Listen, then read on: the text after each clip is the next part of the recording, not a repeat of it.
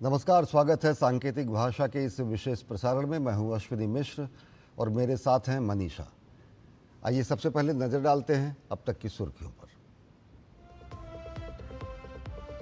देश और विश्व बापू को कर रहा है नमन। राष्ट्रपति, उपराष्ट्रपति और प्रधानमंत्री ने राजघाट जाकर अर्पित की श्रद्धांजलि। देश लाल बहादुर शास्त्री का भी कर रहा है स्मरण।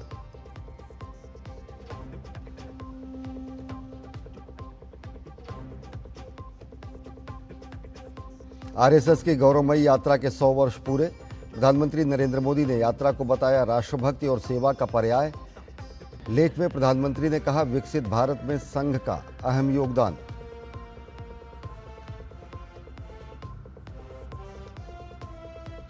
हिंदू समाज का संगठित होना देश की एकता, सुरक्षा और विकास की गारंटी।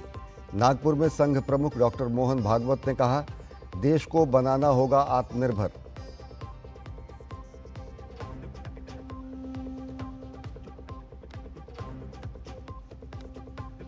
दिल्ली एनसीआर के कई इलाकों में तेज बारिश, कई जगहों पर यातायात प्रभावित। मौसम विभाग ने पहले ही जताई थी बारिश की उम्मीद।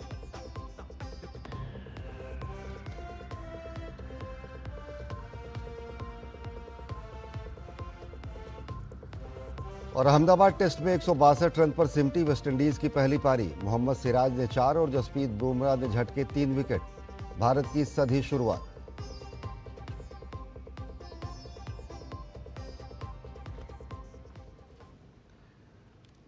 और देश और विदेश में आज महात्मा गांधी की 156वीं जयंती मनाई जा रही है। 2 अक्टूबर का दिन राष्ट्रपिता महात्मा गांधी की जयंती के रूप में पूरे देश और दुनिया में श्रद्धा और सम्मान के साथ मनाया जाता है। महात्मा गांधी ने सत्य और अहिंसा के बल पर भारत को आज़ादी दिलाने में महान योगदान दिया। उनका मानना था कि हिंसा किसी समस्या का समाधान नहीं है, बल्कि शांति और सच्चाई से ही सही बदलाव लाया जा सकता है। राजघाट पर राष्ट्रपति द्रौपदी मुर्मू ने राष्ट्रपिता महात्मा गांधी को श्रद्धांजलि अर्पित की।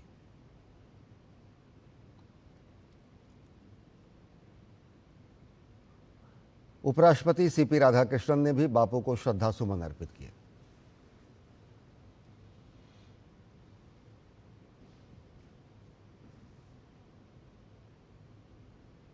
प्रधानमंत्री नरेंद्र मोदी ने राजघाट पहुंचकर बापू को श्रद्धांजलि अर्पित की।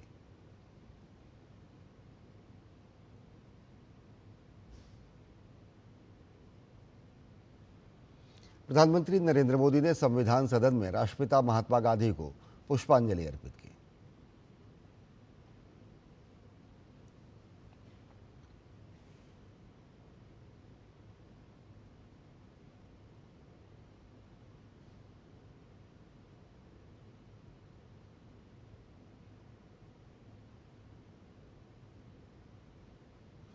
असम में गांधी जयंती और विजयदशमी के मौके पर आज गुवाहाटी नगर निगम ने एक विशेष कार्यक्रम का आयोजन किया।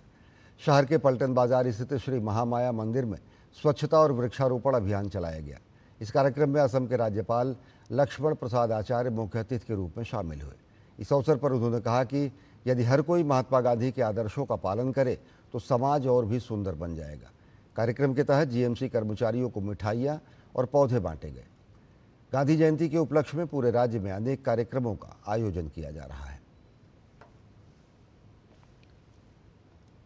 हमें स्वच्छता अगर हम करते हैं तो इससे देश का, लोगों का अनेक प्रकार के हम संकटों से मुक्ति पा जाएंगे। यानी हमारे बहुत सारी बीमारियों का कारण हमारी गंदगी है, तो गंदगी से हम मुक्ति के लिए हमें संकल्प लेना चाहिए। और उन्होंने स्वच्छता अभियान का उस समय संदेश दिया। हमें प्रसन्नता है कि हमारे देश के आदरणीय प्रधानमंत्री श्री नरेंद्र मोदी जी महात्मा गांधी जी के संदेश को लेकर के लाल बहादुर शास्त्री जी के साहस और मूल्यों की राजनीति करके देश को एक बेहतर दिशा में नेतृत्व दे रहे हैं। 2 अक्टूबर को राष्ट्रपिता महात्मा गांधी के साथ ही साथ देश के पूर्व प्रधानमंत्री लाल बहादुर शास्त्री की जयंती भी है। आज लाल बहादुर शास्त्री जी की 121वीं जयंती है। इस अवसर पर राष्ट्रपति द्रौपदी मुर्मू ने विजय घाट पर उन्हें श्रद्धासुमन अर्पित किए।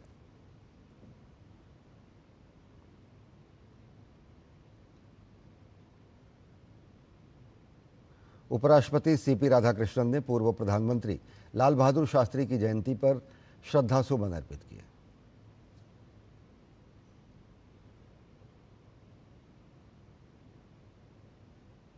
प्रधानमंत्री नरेंद्र मोदी ने नई दिल्ली में विजय घाट पहुंचकर लाल बहादुर शास्त्री को पुष्पांजलि अर्पित की।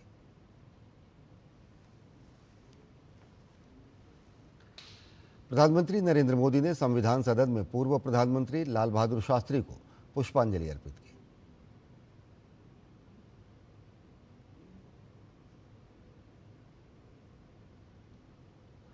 केंद्रीय गृह एवं सहकारिता मंत्री अमित शाह आज दिल्ली के कनॉट प्लेस स्थित खादी इंडिया पहुंचे। इस दौरान उन्होंने खादी और स्वदेशी आंदोलन के महत्व पर प्रकाश डाला। अमित शाह ने कहा कि एक लंबा समय था जब खादी और स्वदेशी के विचारों को पूरी तरह भुला दिया गया था। उन्होंने प्रधानमंत्री नरेंद्र मोदी को इसका श्रेय देते हुए कहा कि 2003 में गुजरात के मुख्यमंत्री के तौर पर उन्होंने खादी को पुनर्जीवित करने का अभियान शुरू किया। गृहमंत्री के मुताबिक उसी आंदोलन की वजह से आज खादी जन जन की पसंद बन गई है। उन्होंने इस बात पर भी जोर दिया कि 2014 से लेकर अब तक खादी की बिक्री में कई 100 गुना बढ़ोतरी हुई है, जो इसकी सफलता का प्रत्यक्ष प्रमाण है।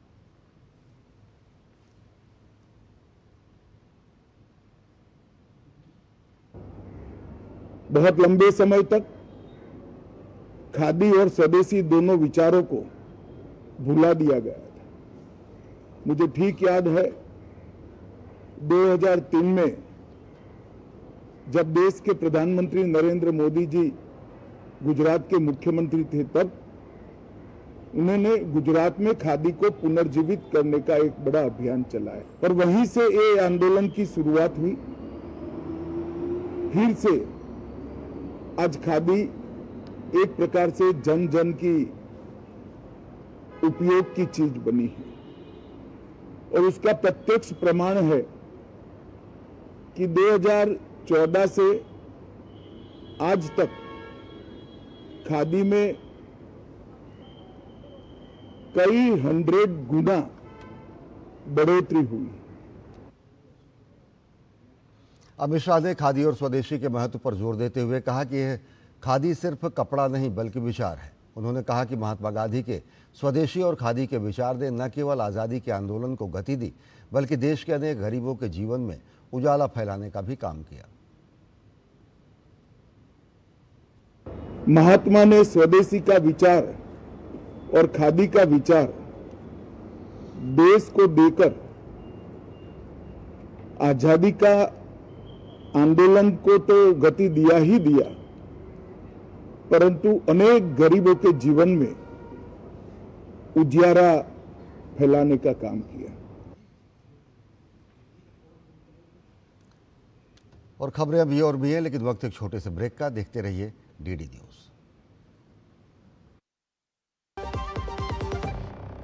जब धरती चीर कर निकलता है लोहे का पत्थर और मिलता है मोंगिया के जोश से, फिर तपता है, पिघलता है और बनता है फौलाद।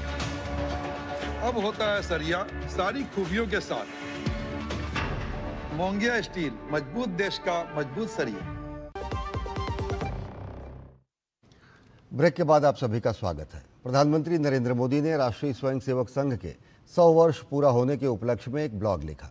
सोशल मीडिया प्लेटफॉर्म एक्स पर लेख साझा करते हुए प्रधानमंत्री ने कहा कि आज से 100 साल पहले विजयदशमी के ही दिन समाज सेवा और राष्ट्र निर्माण के उद्देश्य से राष्ट्रीय स्वयंसेवक संघ की स्थापना हुई थी।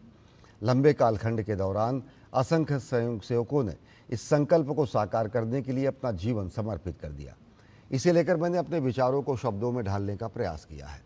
प्रधानमंत्री नरेंद्र मोदी ने लिखा कि हमारी पीढ़ी के स्वयंसेवकों का सौभाग्य है कि हमें संघ के शताब्दी वर्ष जैसा महान अवसर देखने को मिला है। संघ की 100 वर्षों की इस गौरवमयी यात्रा की स्मृति में भारत सरकार ने विशेष डाक टिकट और स्मृति सिक्के जारी किए हैं।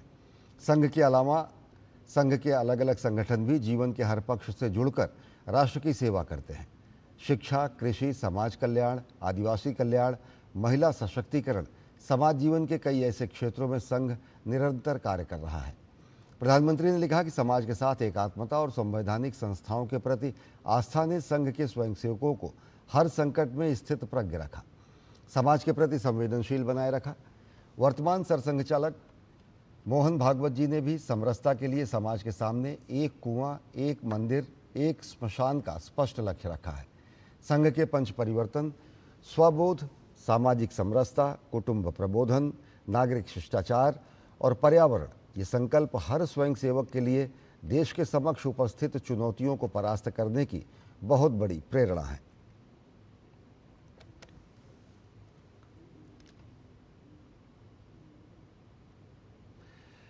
राष्ट्रीय स्वयंसेवक संघ के शताब्दी समारोह के अवसर पर नागपुर के ऐतिहासिक रेशम बाग में विशेष कार्यक्रम का आयोजन किया गया। संघ प्रमुख डॉक्टर मोहन भागवत ने समारोह को संबोधित किया। उन्होंने कहा कि आरएसएस के स्वयंसेवक राष्ट्र की सेवा और समाज को सशक्त बनाने के लिए अथक रूप से समर्पित रहे हैं। उन्होंने कहा कि संघ का चिंतन समाज के हित में है।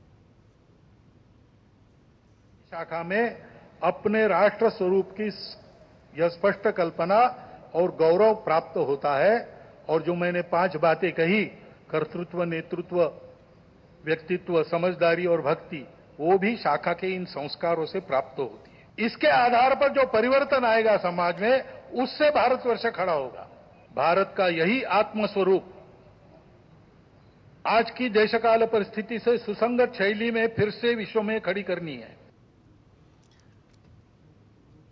संघ प्रमुख डॉक्टर मोहन भागवत ने कहा कि हिंदू समाज का संगठित होना देश की सुरक्षा, विकास और एकता की गारंटी है। हिंदू समाज का बल संपन्न होना, शील संपन्न होना, संगठित होना इस देश के एकता, एकात्मता, सुरक्षा और विकास की गारंटी है। क्योंकि हिंदू समाज सनातन काल से यहां चलते आया है, वो इस देश का उत्तरदायी समाज है, रिस्पॉन्सिबल सोसाइटी। देश भर में विजयदशमी और दशहरे का पर्व हर्षोल्लास के साथ मनाया जा रहा है। यह दिन नवरात्रि अनुष्ठान और दुर्गा पूजा के समापन तथा बुराई पर अच्छाई के विजय का प्रतीक है। राष्ट्रपति द्रौपदी मुर्मू आज दिल्ली के माधवदास पार्क में दशहरा उत्सव में शामिल होंगी। वहीं प्रधानमंत्री नरेंद्र मोदी पूर्वी दिल्ली के पटपड़गंज में रामलीला समिति द्वारा आयोजित पारंपरिक रावण दहन आयोजन में हिस्सा लेंगे। मान्यता है कि दशहरे के दिन ही भगवान श्री राम ने रावण का वध कर विजय प्राप्त की थी और देवी दुर्गा ने नवरात्र और 10 दिन के युद्ध के बाद महिषासुर का संहार किया था। इसके प्रतीक के तौर पर देश भर में रावण दहन का कार्यक्रम पूरे विश्वास और परंपरा के साथ मनाया जाता है। इसके साथ ही शाम को रावण, मेघनाथ, कुंभकर्ण के पुतलों का दहन कर विजयदशमी का उत्सव धूमधाम से संपन्न होता है।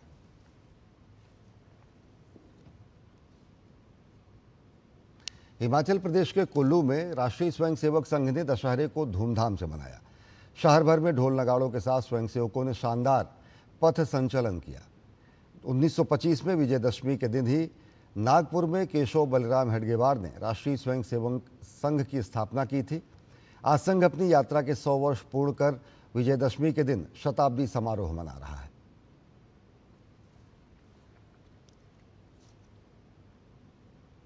उत्तर प्रदेश के अयोध्या में दुर्गा पूजा के समापन के बाद अब प्रतिमा विसर्जन का कार्यक्रम शुरू हो गया है।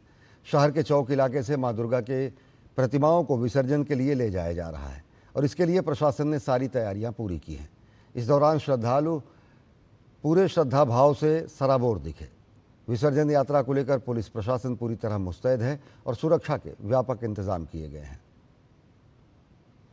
विसर्जन जुलूस के मार्गों पर जगह जगह बैरिकेडिंग लगाई गई है ताकि यातायात व्यवस्था बनी रहे।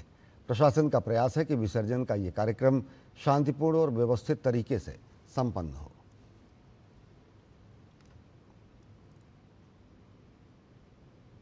प्रधानमंत्री नरेंद्र मोदी ने कांग्रेस अध्यक्ष मल्लिकार्जुन खड़गे से बात कर उनके स्वास्थ्य की जानकारी ली है। प्रधानमंत्री ने एक्स पर लिखा, खड़गे जी से बात की, उनके स्वास्थ्य के बारे में जानकारी ली, उनके शीघ्र स्वस्थ होने की कामना की। उनके निरंतर स्वस्थ रहने और दीर्घायु होने की प्रार्थना करता हूं।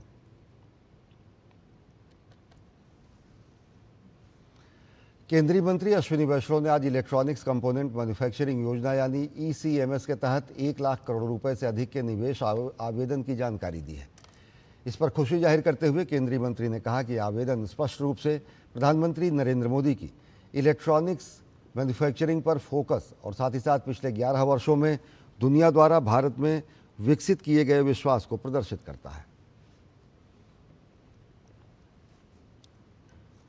ये स्कीम जिसमें 1,15,351 करोड़ रुपए का इन्वेस्टमेंट की एप्लीकेशंस आई है इलेक्ट्रॉनिक्स कंपोनेंट मैन्युफैक्चरिंग में, ये दर्शाता है, ये क्लियरली शो करता है कि माननीय प्रधानमंत्री श्री नरेंद्र मोदी जी का जो इलेक्ट्रॉनिक्स मैन्युफैक्चरिंग पर फोकस है और जो पिछले 11 वर्षों में जो ट्रस्ट डेवलप हुआ है दुनिया भर का भारत पर, ये ट्रस्ट आज इन्वेस्टमेंट में, प्रोडक्शन में और एम्प्लॉयमेंट में परिणत हो रहा है. It's resulting into investment, employment and extra production. Employment, we had targeted 91,600 persons. Here the employment which is expected is 1.5 times at 1,41,000 persons employment.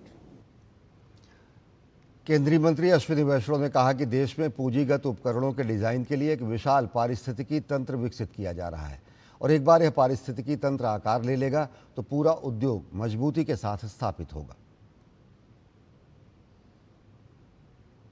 I'm very happy to share with you that in Coimbatore, in Pune, in Bangalore, in Rajkot, in Baroda, a huge ecosystem is gathering momentum for manufacturing and designing capital equipment.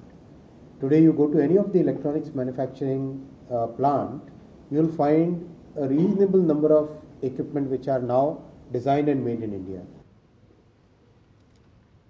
केंद्रीय मंत्री अश्विनी वैष्णव ने इस बात पर खुशी जाहिर की कि जो भी आवेदन प्राप्त हुए हैं उनमें करीब 60% आवेदन एमएसएमई यानी सूक्ष्म, लघु और मध्यम उद्यमों के हैं. We have also seen in this application process that many new players and especially many MSME players have come in large numbers. I would say about 60% of the applications are from MSME players. और खबरें अभी और भी हैं, लेकिन वक्त एक छोटे से ब्रेक का. देखते रहिए डीडी न्यूज.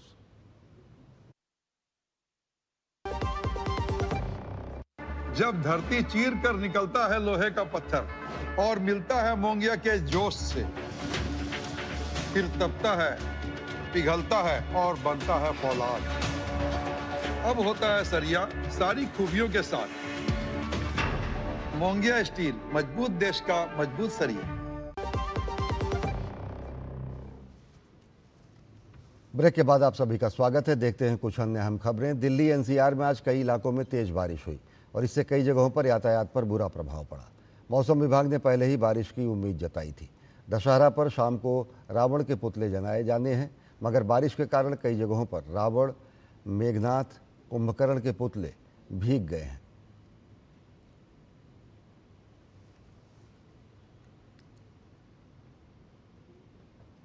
उत्तर प्रदेश के संभल में तालाब की भूमि पर बने मैरिज हॉल पर बुलडोजर की कार्रवाई की गई है. पुलिस बल ने बुलडोजर की मदद से मैरिज हॉल को ध्वस्त कर दिया है. इस दौरान जिलाधिकारी डॉक्टर राजेंद्र पैंसिया और पुलिस अधीक्षक कृष्ण कुमार बिश्नोई स्वयं मौजूद रहे. प्रशासन ने मैरिज हॉल के मालिक को नोटिस जारी किया था. संभल के असमोली थाना क्षेत्र के गांव राया बुजुर्ग के तालाब पर अवैध कब्जा करके मैरिज हॉल बनाया गया था. संभल के जिलाधिकारी राजेंद्र पैंसिया ने जानकारी देते हुए बताया कि ये तालाब की भूमि राजस्व विभाग के रिकॉर्ड में दर्ज है और इसलिए ध्वस्तीकरण की कार्रवाई की गई.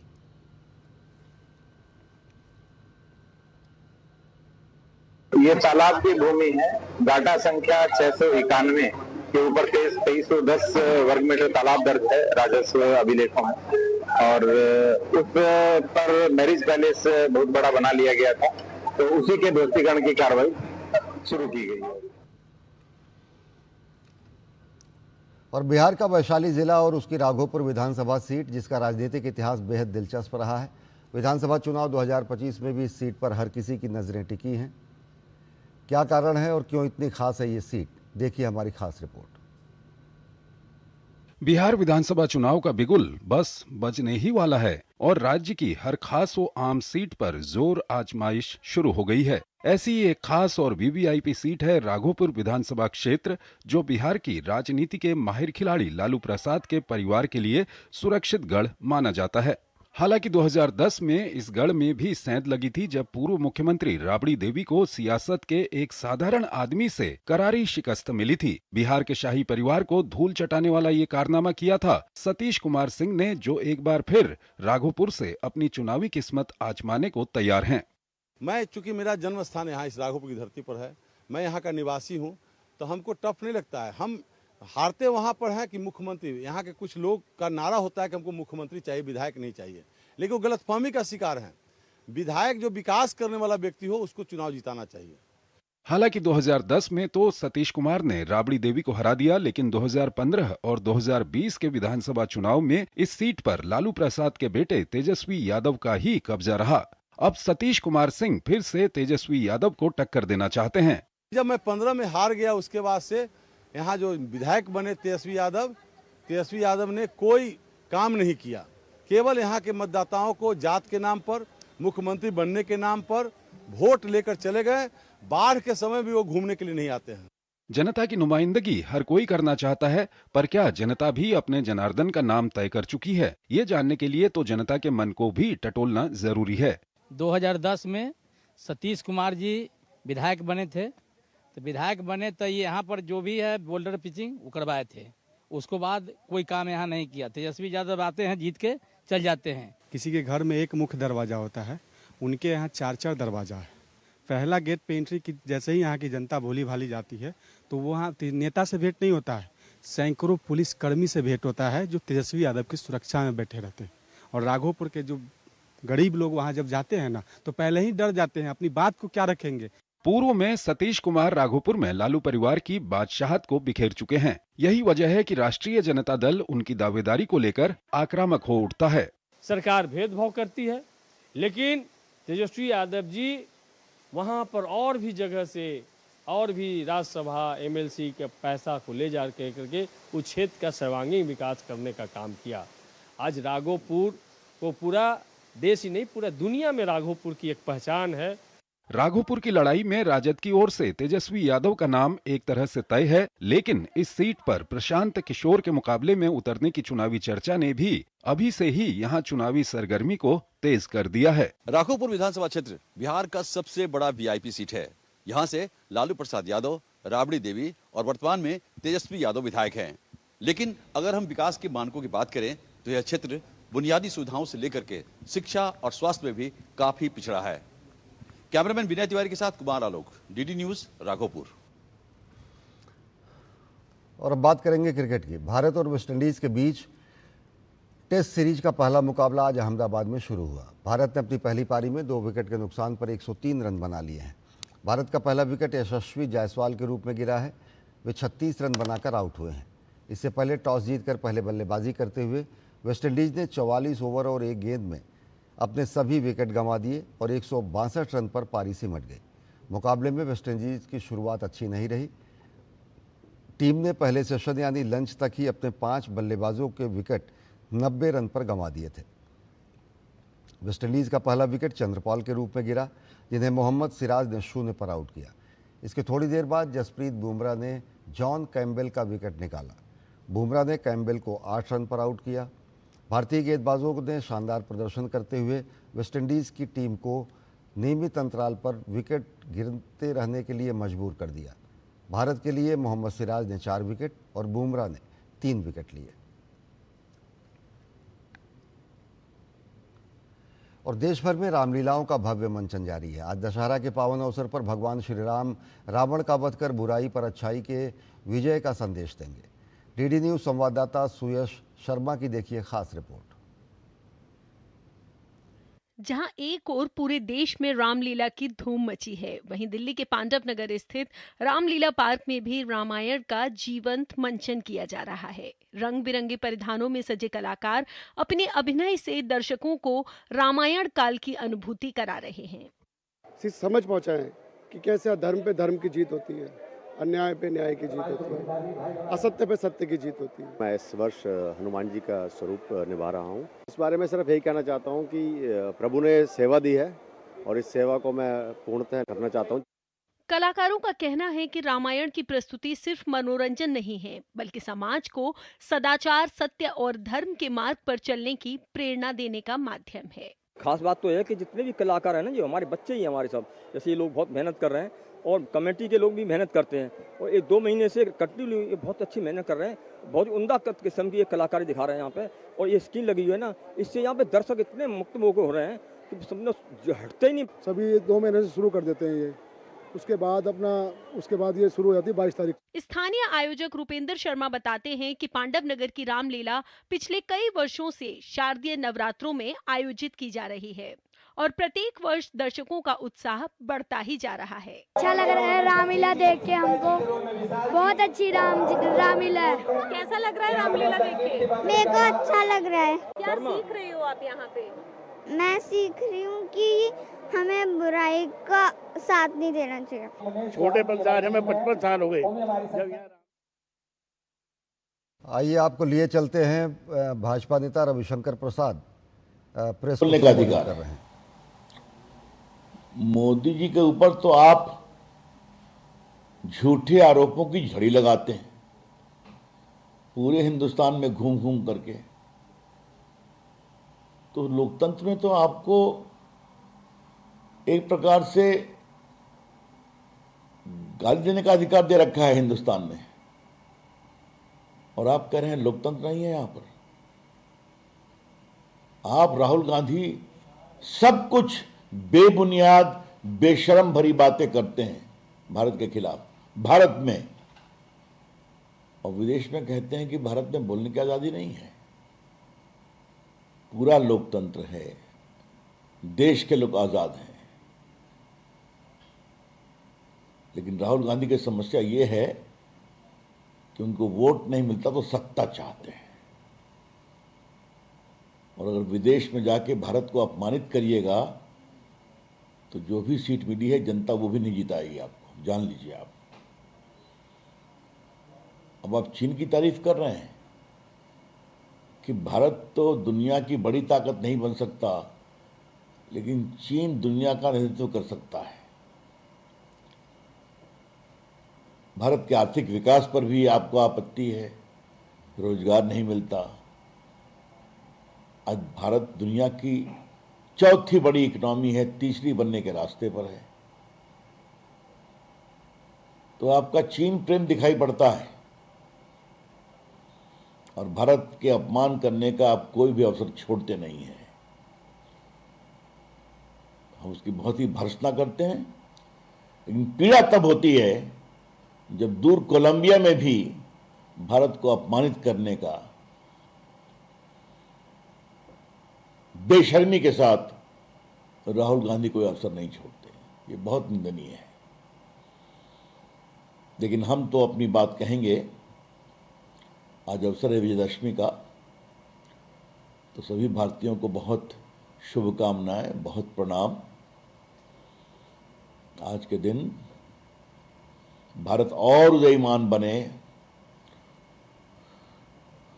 सभी आध्यात्मिक शक्तियां, माता दुर्गा, बाकी सभी देव हमें आशीर्वाद दें, और हिंदुस्तान के लोग खुशहाल बने, संतुष्ट बने, यही कामना है। तो आप देख रहे थे भाजपा मुख्यालय से भाजपा नेता, वरिष्ठ नेता रविशंकर प्रसाद प्रेस से मुखातिब थे। उन्होंने कांग्रेस पर सीधा निशाना साधा और साथ ही साथ उन्होंने राहुल गांधी पर कड़ा प्रहार करते हुए उन्होंने कहा कि राहुल गांधी हमेशा राष्ट्र के खिलाफ बातें करते हैं, देश के खिलाफ बातें करते हैं और विदेश की धरती पर भी भारत के मान सम्मान को ख़त्म करते हैं। उन्होंने इस तरीके की हरकतों से बाज आने की सलाह दी और पूरे देश भर को शुभकामना दी दशहरे की। तो इस सांकेतिक भाषा के इस विशेष बुलेटिन में फिलहाल इतना ही। देश और दुनिया की ताज़ा तरीन खबरों के लिए देखते रहिए DD न्यूज़। नमस्कार।